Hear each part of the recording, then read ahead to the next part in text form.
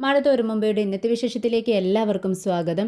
രേവതിക്കുട്ടി ഗ്രേസിയുടെ അടുത്ത് പറയുന്നുണ്ട്, ആൻറ്റി ആ പൂട്ടിയിട്ടിരിക്കുന്ന റൂമുണ്ടല്ലോ അതൊന്ന് തൂത്ത് വൃത്തിയാക്കി അതിലൊരു നിലവിളക്കൊക്കെ കത്തിച്ച് വെച്ച് നമുക്ക് എന്നും പ്രാർത്ഥിക്കാം. അപ്പോൾ നമുക്ക് മനസ്സിന് ഒരുപാട് സമാധാനം കിട്ടുമെന്ന് പറയാണ്. പക്ഷേ ഗ്രേസിയൊക്കെ ഭയങ്കര വിഷമം. ഗ്രേസി പറയുന്നുണ്ട്, ഇല്ല മോളെ അങ്ങനെ ചെയ്താലേ എനിക്ക് ഭയങ്കര വിഷമമാണ് വരിക.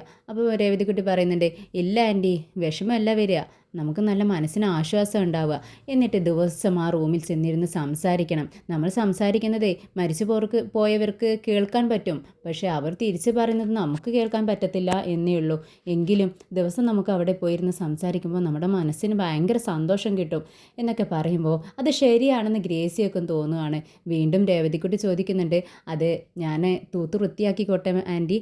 ഓ അതിനെന്താ, നീ ചെയ്തോ മോളെ, എന്താന്ന് വെച്ചാൽ നീ എന്ന് പറഞ്ഞ് ഫുൾ സപ്പോർട്ട് ചെയ്യാണ് ഗ്രേസിയ.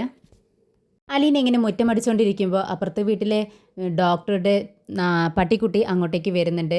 അപ്പോൾ അതിനോട് സംസാരിക്കുകയാണ് അലീന. ആ എന്താടാ, നീ എങ്ങനെയാണ് ഇവിടേക്ക് എത്തിയത്? മതിൽ ചാടിയിട്ട് വന്നോ? ആ ഡോക്ടറെങ്ങാനും കണ്ടോ എന്നൊക്കെ ചോദിക്കുമ്പോൾ പിറകെ തന്നെ ഡോക്ടർ എത്തുന്നുണ്ട്. ആ നേടാ, നീ ഇവിടെ ആയിരുന്നോ? എൻ്റെ കണ്ണ് വെട്ടിച്ച് നീ ഇങ്ങോട്ടേക്ക് വന്നു അല്ലേ? നിനക്ക് ഇവളെ കാണാതിരിക്കാൻ പറ്റുന്നില്ല അല്ലേ? നീയും ഇവനുമായി എന്താടി ബന്ധം എന്ന് ചോദിക്കുകയാണ് അലീനയുടെ അടുത്ത്. അലീന അത് കേട്ടിട്ട് ഒന്ന് പുഞ്ചിരിച്ചുകൊണ്ട് ചോദിക്കുന്നുണ്ട്, എന്താ ഡോക്ടർ ചോദിച്ചത്? ഞാനും ഇവനുമായിട്ട് എന്താ ബന്ധമെന്നോ? എനിക്കറിയത്തില്ല. അത് കേട്ടിട്ട് ഡോക്ടർ പറയുന്നുണ്ട്, അല്ല ഇവന് ഇന്നേ വരെ ആരോടും ഇത്ര അടുപ്പം കാണിച്ചിട്ടില്ല, നിന്നോട് പതിവില്ലാത്തൊരടുപ്പം, അതുകൊണ്ട് ചോദിച്ചതാ. ഇനി മേലാൽ ഇവനുമായിട്ട് നിനക്കൊരു ബന്ധവും ഉണ്ടാവാൻ പാടില്ല എന്ന് പറയുമ്പോൾ അലീന പറയുന്നുണ്ട്, അത് ഞാനിപ്പോൾ എങ്ങനെയാ? ശരി എങ്കിൽ ഞാൻ ഇവനുമായിട്ട് ഒരു ബന്ധവും ഇനി എനിക്കുണ്ടാവത്തില്ല. പക്ഷേ ഈ സാറിപ്പോൾ പറഞ്ഞതുണ്ടല്ലോ, അത് ഇവനെയും കൂടി ഒന്ന് പറഞ്ഞ് മനസ്സിലാക്കണം കേട്ടോ. ഇവനിനി ഇങ്ങോട്ട് മതിൽ ചാടി വരാതിരിക്കാൻ സാറ് ശ്രദ്ധിച്ചോണം എന്ന് പറയുകയാണ്. ഇത് കേട്ടിട്ട് നമ്മുടെ ഡോക്ടർക്ക് അത്രക്ക് പിടിക്കുന്നില്ല.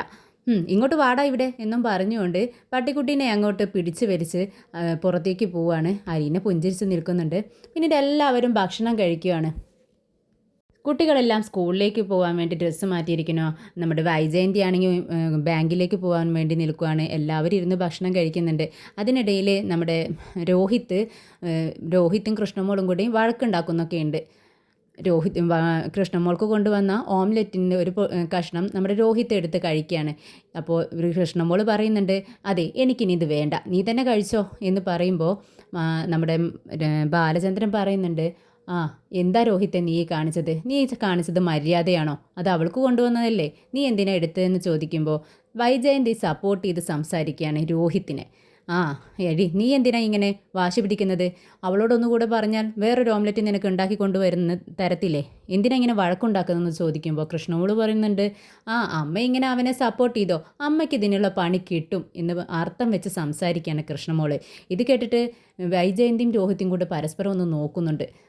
നമ്മുടെ അലീനയാണെങ്കിൽ പെട്ടെന്ന് കൃഷ്ണമോളോട് പറയുന്നുണ്ട്, മോളെ നീ വിഷമിക്കണ്ട, ചേച്ചി ഒരെണ്ണം ഇപ്പോൾ ഇട്ടുകൊണ്ട് വരാട്ടോ എന്ന് പറഞ്ഞുകൊണ്ട് ഒരു ഓംലെറ്റും കൂടി കൃഷ്ണമോൾക്ക് ഇട്ട് കൊടുക്കുന്നുണ്ട്.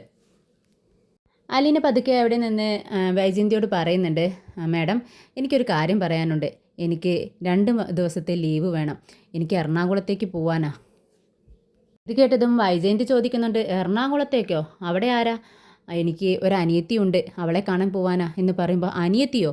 നിനക്ക് ആരുമില്ലെന്നല്ലേ നീ ഇവിടെ പറഞ്ഞിട്ടുണ്ടായിരുന്നത്, നീ ഒരു അനാഥയാണെന്നല്ലേ പറഞ്ഞത്. ഇത് കേട്ടതും അലീന പറയുന്നുണ്ട്, അത് ഞാൻ വളർത്തിയ കുട്ടിയാ ഓർഫനേജിൽ, അവളെ ഞാനാണ് ആ വീട്ടിൽ എറണാകുളത്ത് കൊണ്ടുചെന്നാക്കിയത്. അതിനുശേഷം ഞാൻ ഇന്നേ വരെ അവളെ കണ്ടിട്ടില്ല, എനിക്ക് കാണാൻ ആഗ്രഹമുണ്ട്, അതുകൊണ്ട് ഒന്ന് പോയി കാണാനാ എന്ന് പറയുമ്പോൾ വൈജയന്തി അതിനെ നമ്മുടെ മോശമായി സംസാരിക്കുകയാണ് അലീനയുടെ അടുത്ത്. അതിന് അവൾ നിൻ്റെ സ്വന്തം അനിയത്തിയൊന്നും അല്ലല്ലോ, നിന്നെപ്പോലെ ഒരു അനാഥ, അവൾ എന്തിനാ നീ ഇത്ര ബുദ്ധിമുട്ടി അവിടെ പോയി കാണാൻ നിൽക്കുന്നത്? ഒന്ന് ഫോൺ ചെയ്ത് ചോദിച്ചാൽ പോരെ വിവരങ്ങളൊക്കെ എന്ന് ചോദിക്കുമ്പോൾ നമ്മുടെ അലീന പറയുന്നുണ്ട്, മാഡത്തിന് ഇത് നിസ്സാരമായിരിക്കും, എന്താന്ന് വെച്ചാൽ മാഡത്തിന് ചുറ്റും മാഡത്തിൻ്റെ ബന്ധുക്കളുണ്ട്, പക്ഷേ ഞങ്ങൾക്കതില്ല, ഞങ്ങൾക്ക് ഇത്രയും ബന്ധങ്ങൾ മാത്രമേ ഉള്ളൂ, ഞങ്ങൾ പരസ്പരം അത്രയും സ്നേഹിക്കുന്നു. മാഡം ഞാനിവിടെ 1 മാസമായില്ലേ വന്നിട്ട്, ഒരു 2 ദിവസത്തെ ലീവല്ലേ ചോദിച്ചുള്ളൂ.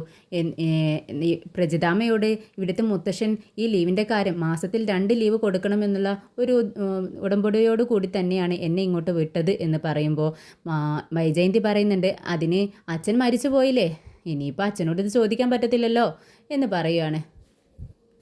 എന്താ മാഡം ഏതൊരു വലിയ ജോലിയാണെങ്കിലും 2 ദിവസം ലീവ് ഉണ്ടായിരിക്കത്തില്ലേ? എന്നിട്ടും എൻ്റെ ഈ ജോലിക്ക് 2 ദിവസത്തെ ലീവ് തരാൻ പറ്റില്ലെന്നാണോ മാഡം പറയുന്നത് ചോദിക്കുമ്പോൾ വൈജയന്തി പറയുന്നുണ്ട്, ഓ നീ നിൻ്റെ അവകാശങ്ങളെക്കുറിച്ചൊക്കെ സംസാരിക്കാൻ തുടങ്ങി അല്ലേ എന്ന് ചോദിക്കുകയാണ്. ഇല്ല മാഡം, ഞാൻ എൻ്റെ അവകാശത്തെക്കുറിച്ച് സംസാരിച്ചതല്ല.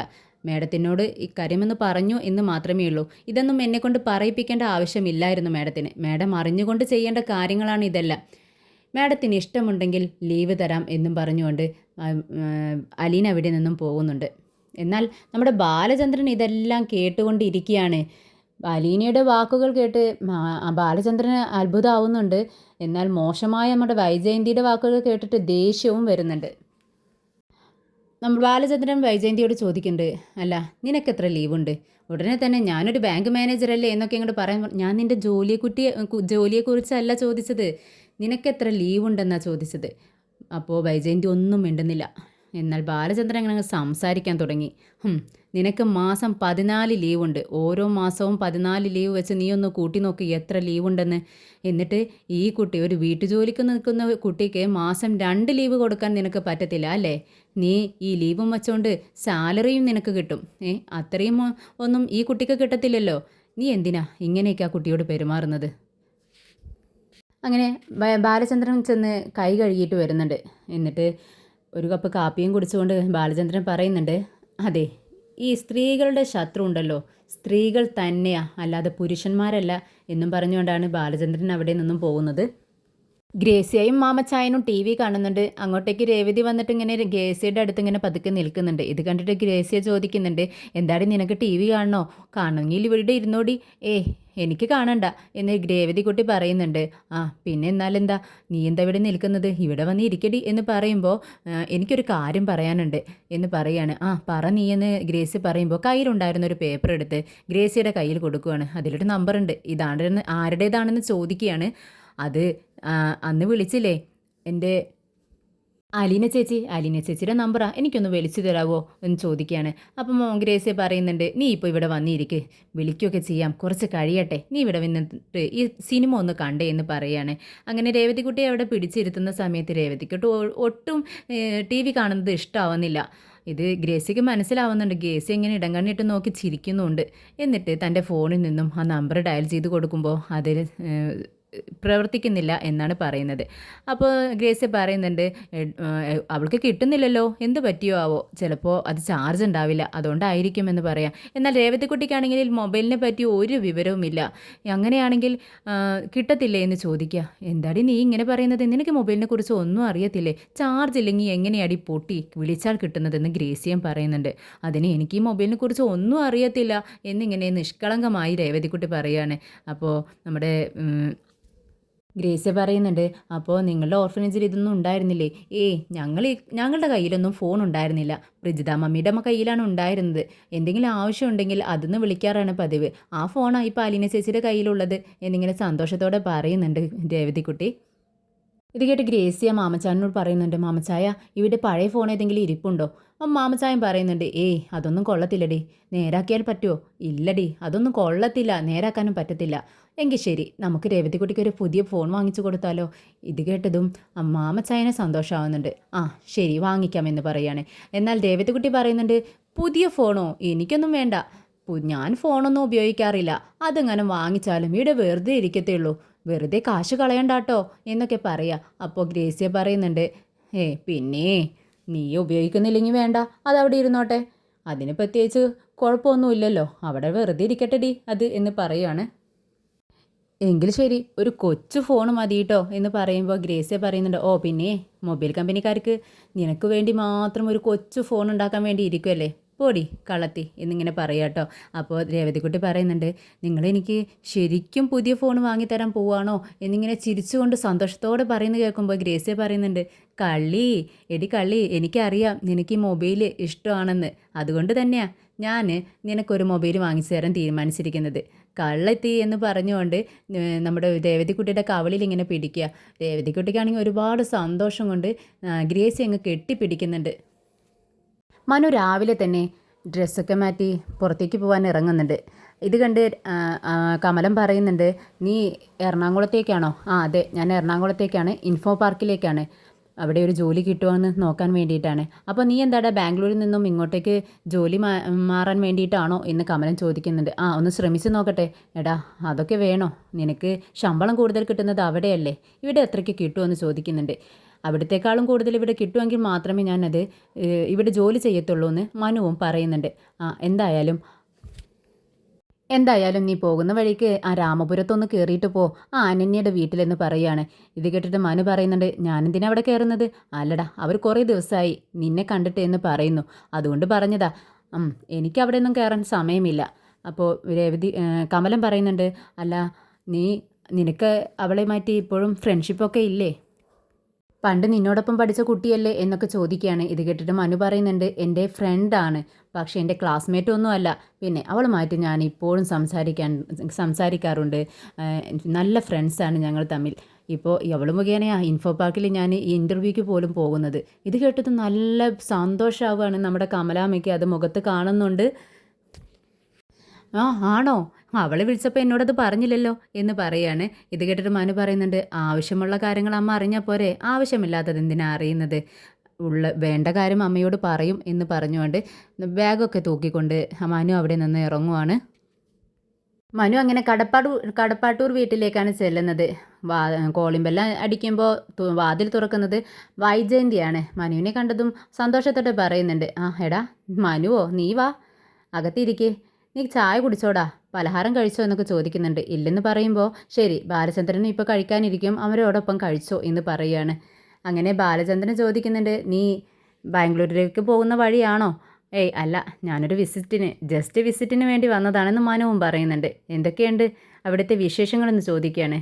അങ്ങനെ മനു പറയുന്നുണ്ട്, എനിക്ക് മുത്തശ്ശനുണ്ടാകുമ്പോൾ നല്ലൊരു ഫ്രണ്ടായിരുന്നു എൻ്റെ മുത്തശ്ശൻ എനിക്ക്. ഇപ്പോൾ അന്യൊരു വീട്ടിലേക്ക് കയറി ചെല്ലുന്നത് പോലെയാണ് എനിക്ക് വീട്ടിലേക്ക് വരുമ്പോൾ തോന്നുന്നതെന്ന് മനുവും പറയുന്നുണ്ട്.